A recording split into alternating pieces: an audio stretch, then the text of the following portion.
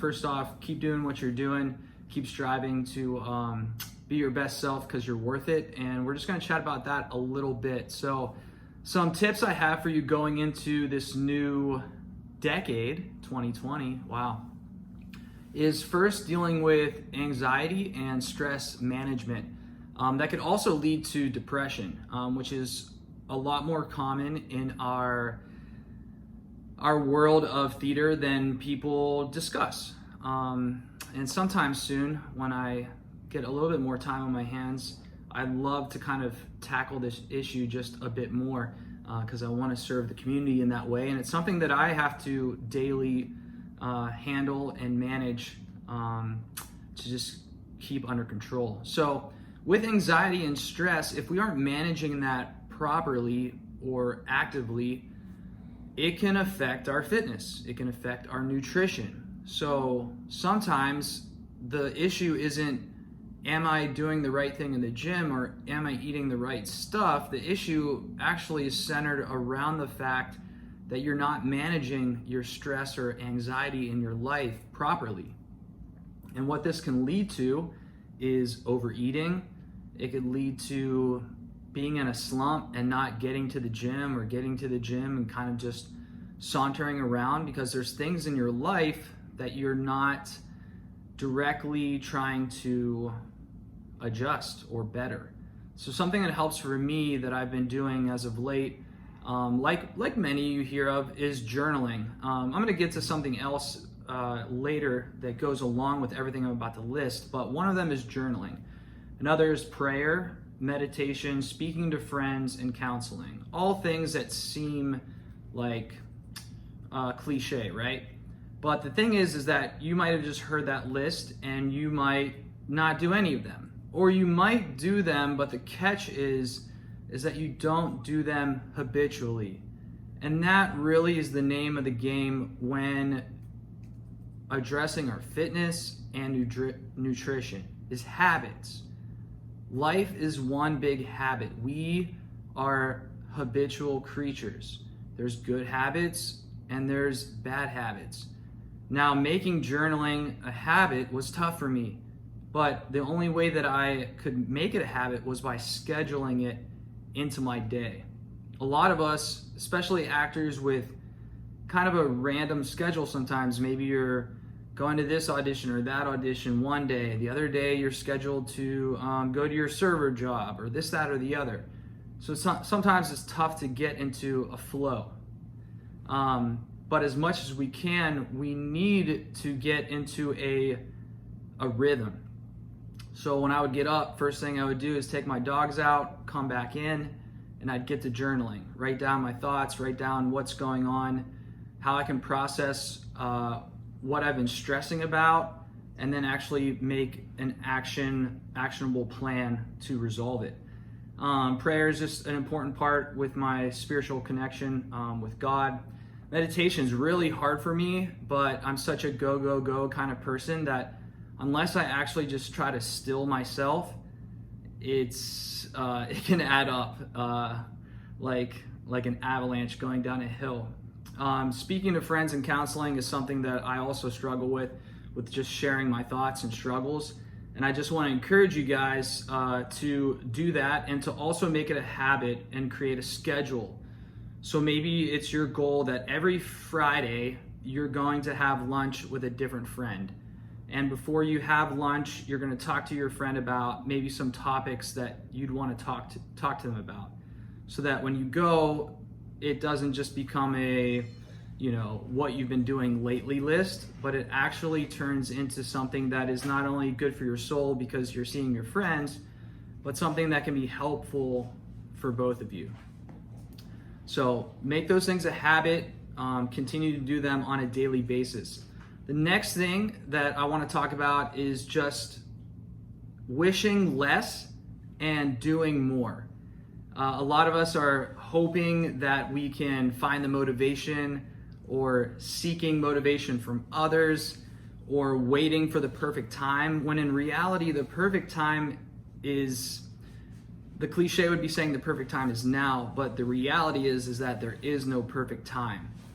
And going back to the habits, it's those habits that keep us doing the things that we need to do even when we don't feel like it. And that's what greatness is a lot of the time. Greatness is achieved by people that put in the work that's necessary, not just when things are good, but when things couldn't be any worse, or you don't feel like it, or you're tired, or you're super busy, or this person pissed you off today and you're like, screw it. But your habits are the things that you hold on to, no different than brushing your teeth. I compare this or make this analogy with my clients a lot. From day one, you're told you get up, you brush your teeth, maybe you do it again in the middle of the day after some meals, and then for sure you do it at nighttime. No matter what happens in your day, you brush your teeth, no matter what. I mean, unless, extreme measures, but for the most part, you get what I'm saying. This is the same with the gym, or eating right, or going to dance class. You make it such an ingrained habit that no matter what is going on in your life, it's gonna happen. So for me, no matter what, I'm getting up, I'm taking my dogs out, I'm journaling, I'm then eating an egg, a cup of egg whites, 1 piece of bacon, a half a cup of oatmeal, and a handful of blueberries, boom. And then no matter what, I'm taking my dogs out one more time before I go to the gym and put my workout in at the exact same time. Oh, that sounds great, Joe, but this is my circumstance. This is why it doesn't work for me. I can't have that leisure of having the same thing over and over. You know what? Fine. I could list off a ton of examples or reasons or excuses why this wouldn't work out for me on a daily basis, but I make it a priority. And we have to make things a priority in life. For wanting to do great things, like I mentioned before, you have to be willing to do these things when you don't feel like it and when others don't feel like it. If things were easy, and we'll get to this in a second, if being on Broadway or being an accomplished actor, actress was easy, or being in shape was easy, then everyone around the world would be walking around in shape and booking it. But that's not the reality. That this is a decision, and those habits, once again, is a decision that you have to make on a daily basis. Speaking of a daily basis, make a daily schedule. Even if you don't have the luxury of doing it far out in advance, even if your day to day is changing often, the night before, you know pretty much what's going to happen the next day. So write it out. From this time to this time, this is what I'm going to do. This is what I'm going to accomplish. This is who I'm seeing, or these are the goals that I want to meet. And that goes the same with your eating patterns as well. When are you going to eat, and what are you going to eat? To be prepared is to be successful. To be unprepared is to fail before it even begins. So be prepared by making a daily schedule. I can't stress that enough. If you're not much of a schedule person, it's just because you haven't made it a habit yet. So I challenge you to make it a habit. Next point I want to put in is just about putting in the work, and that we're not entitled to anything. Sometimes we might want to say that, oh, this person's in shape because of their genetics, they're just naturally that way, or this person's on Broadway because they're super good looking and they just naturally sing a certain way. But when it comes down to it, if it's important enough for you, you're gonna make a way. For me, with Built for the Stage, there's days that I have to wake up at 4:30 in the morning to do some extra programming or some type of deadline that's coming up that day, and then I'm up and at it until 10, 11 at night. And I'm not saying that to pat myself on the back. I'm saying that to you that sometimes you have to go the extra mile to even get even or close with another person that might have naturally genetic gifts or natural talent on the stage. But you know what? If it's truly a passion of yours and you're truly willing to chase it, then you'll chase it. And if it's not, that's okay. It's just not a passion of yours, or one that's enough to put those types of sacrifices in. You hear it sometimes, or maybe you haven't, but I hear it a lot where it's like, people like the idea of succeeding, or they like the idea of being on this pedestal or platform, or being seen on stage, or having abs, or whatever, being in shape, whatever the goal is.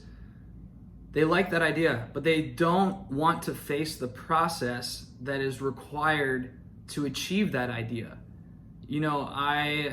I'm looking at Ian Paget. He's in my studio right now. He's about to interview with me after this, and he's stretching and doing mobility work while he's waiting for me. Maybe he's cooling down from his rehearsal or whatever.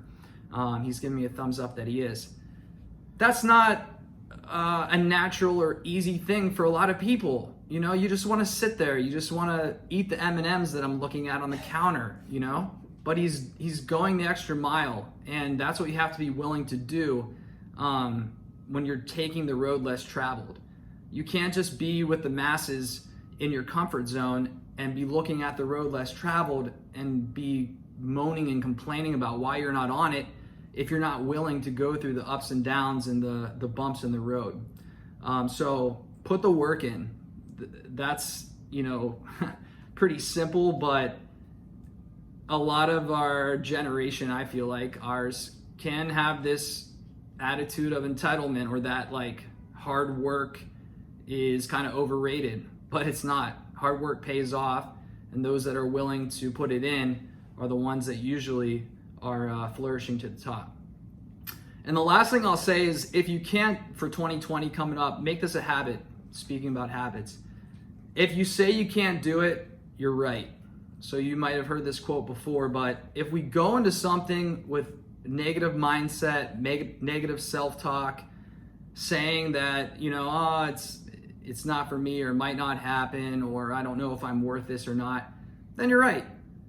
But if you speak it into existence, if you tell yourself, I'm worth it, if you tell yourself, I can do this, if you tell yourself, this other person's no better than I am, or no more worth it than I am in this role or in this fitness accomplishment, or whatever the case may be, then you're also right.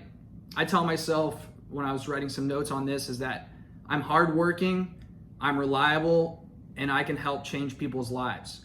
And I believe that, and so I do it. And right now, my vehicle in doing that is built for the stage.